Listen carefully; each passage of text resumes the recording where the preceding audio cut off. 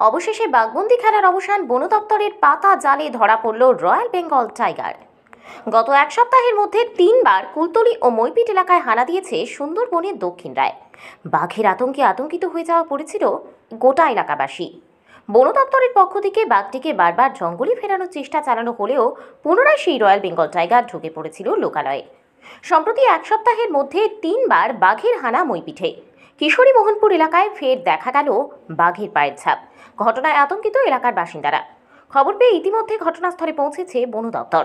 দক্ষিণ 24 পরগনার বিভাগীয় বন দপ্তরের আধিকারিক নিশা গোস্বামী জানান, ইতিমধ্যে 1 কিলোমিটার মতো জায়গা ঘেরা হয়েছে। 6 জানুয়ারি সোমবার সকালে কিশোরী মোহনপুর এলাকায় বাঘের পায়ের ছাপ পাওয়া যায়।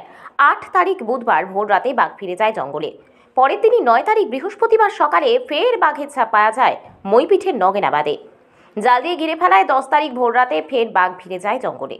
আজ সকালে মইপিঠের কিশোরী মোহনপুর এলাকায় গঙ্গার ঘাটে বাঘের পায়ের ছাপ দেখে আতঙ্কিত বাসিন্দারা। এবারও আজমলমারির জঙ্গল থেকে বাঘ এসেছে লোকালয়ে বলে জানা গিয়েছে। মুড়িগঙ্গা নদী পেরিয়ে বাঘ লোকালয় সংলগ্ন এলাকায় চলে আসায় আতঙ্ক। ডিএফও নিশা গোস্বামী জানান, বাঘকে ফের গভীর জঙ্গলে ফিরিয়ে দেওয়ার প্রধান লক্ষ্য ছিল। বাঘটি পুনরায় ফিরে আসার কারণে আতঙ্কিত হয়ে পড়ে এলাকাবাসীরা। এরপর বাঘটিকে ধরার জন্য ছাগলের টোপ দিয়ে খাঁচা পাতা হয়। অবশেষে সে খাঁচায় বন্দী হয় দক্ষিণ রায়। অবশেষে বাঘটি খাঁচা বন্দী হওয়াতে স্বস্তির নিঃশ্বাস ফেলছেন এলাকাবাসীরা। কাঁকড়া ধরতে এসেছিল, কাঁকড়া ধরতে আসতে ওরা সুদ ফেলে যাচ্ছিল, দেখছে একটা বড় সাইজের কিছু একটা হেঁটে যাচ্ছে রাস্তার ওপর দিয়ে।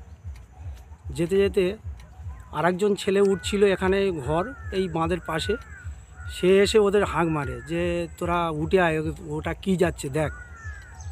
ওরা এসে দেখলো যে বড় কিছু একটা আছে। আরেকজন আসলো, এসে নিরীক্ষণ করলো, করে যে বাঘ যাচ্ছে। তারপরে একটা ষাঁড় মোরা শুয়েছিল, পড়েছিল, সেই ষাঁটের সোজায় বাঘটা নেমে গেল, গিয়ে ষাঁড়টাকে টেনে বেশ 10 ফুটের মতন দূরে নিয়ে গেল।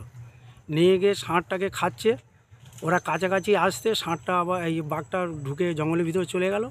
তারপরে চারিদিকে ফরেস্টারের পুলিশ ক্যাম্পে ফোন করলো, পুলিশ এলো, ফরেস্টার হলে এসে লক্ষ্য করতে দেখলো পাট সাপ বাঘ। দক্ষিণ 24 পরগনা থেকে রেবতী মালির রিপোর্ট, ডি নিউজ বাংলা।